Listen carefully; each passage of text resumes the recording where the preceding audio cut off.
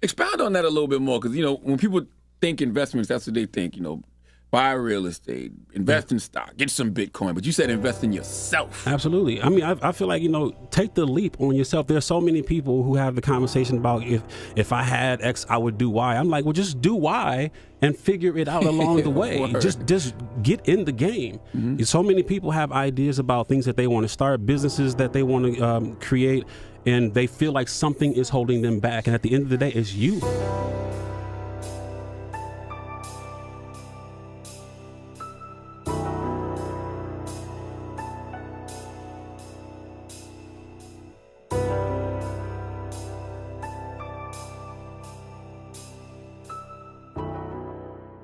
Yo, what's up?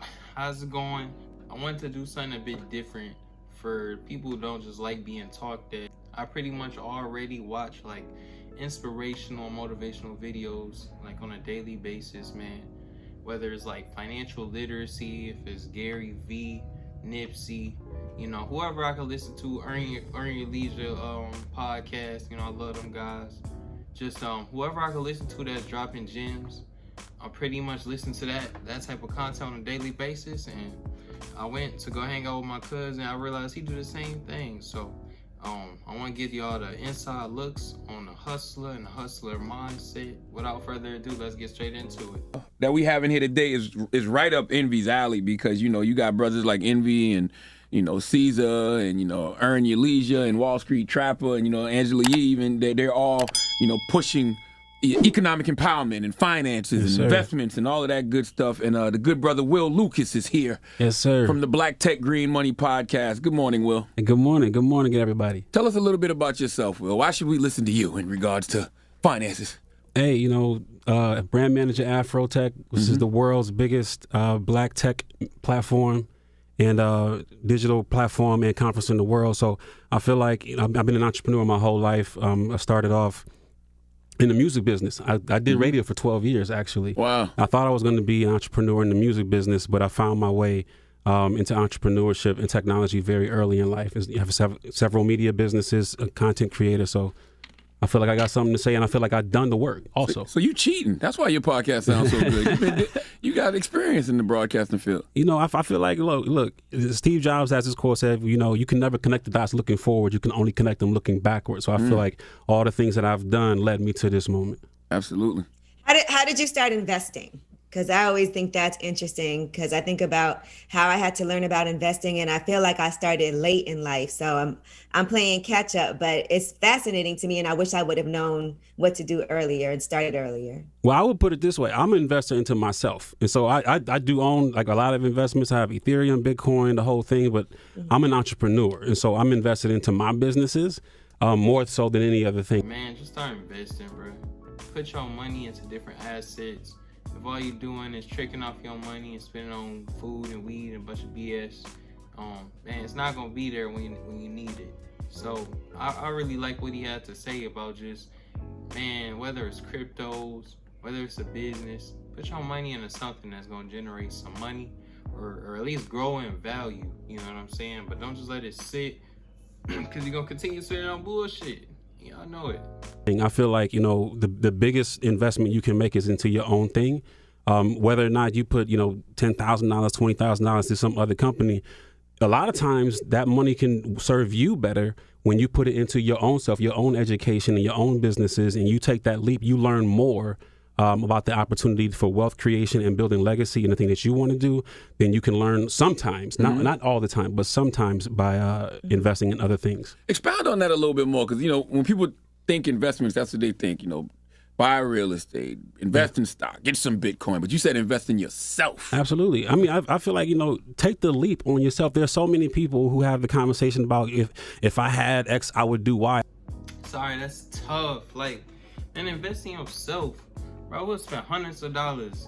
We'll spend on shoes, we'll spend on video games, bro. We'll spend on whatever. And you don't put none of it into yourself.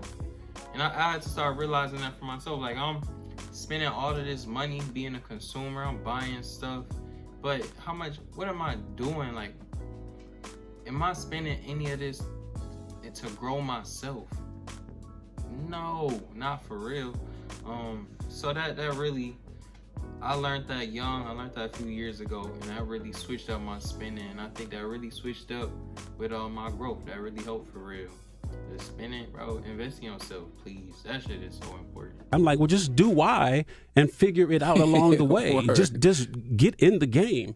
So many people have ideas about things that they want to start, businesses that they want to create, and they feel like something is holding them back. And at the end of the day, it's you holding yourself back. You know, you took a chance on yourself when you started your radio career. You started, you know, took a chance on yourself when you started your radio career in your juice bar. I feel like, look, there's opportunities out here for everyone. And there's nothing that makes people who have done it more special than the people who haven't, other than they took a gamble on themselves. And I feel like more of us specifically should take a gamble on ourselves, because look, we have the keys. We have number one, Black women have, particularly in the tech world, their startups fail at a lower rate than every other startup. Really?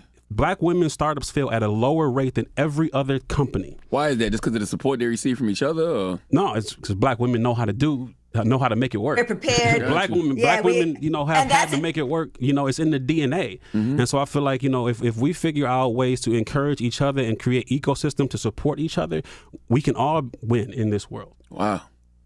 Yeah, because I always believe in taking an educated risk, right? And I try to do whatever I can to make sure that my business is straight before, because sometimes I feel like people want you to invest in something, but they don't have it all together.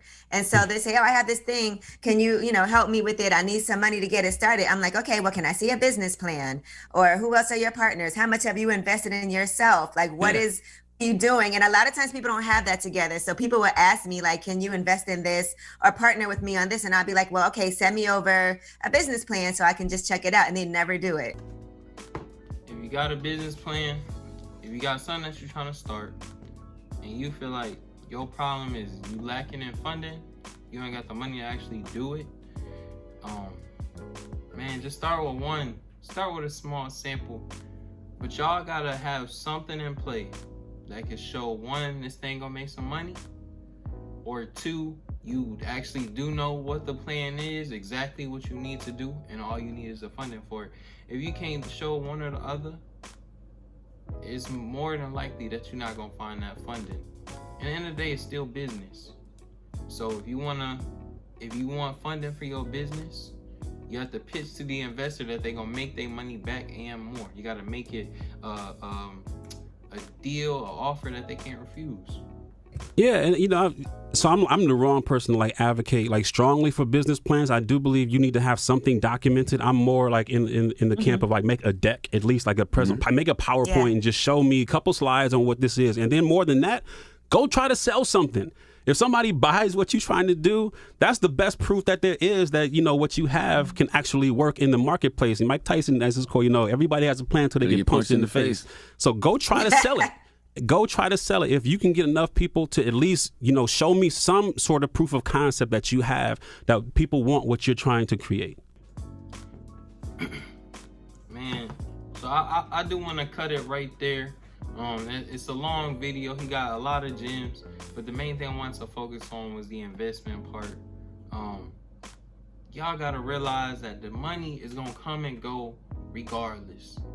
You focus so much on holding on to the little money that you do got, but then you put it into shit that you don't really need, you know, stuff that make you feel good, but it doesn't actually get you any further than where you at. Take that $30, that $50, that $100, go buy a book. Go buy access to a strategy guide, something that's gonna teach you a skill. But whatever it is that you wanna do, stop making excuses for it. Go learn it. There's YouTube, there's Google. I've been learning things off of YouTube since I was a teenager, from coding to flipping products to designing. Like, you can learn anything. So I would say invest in yourself.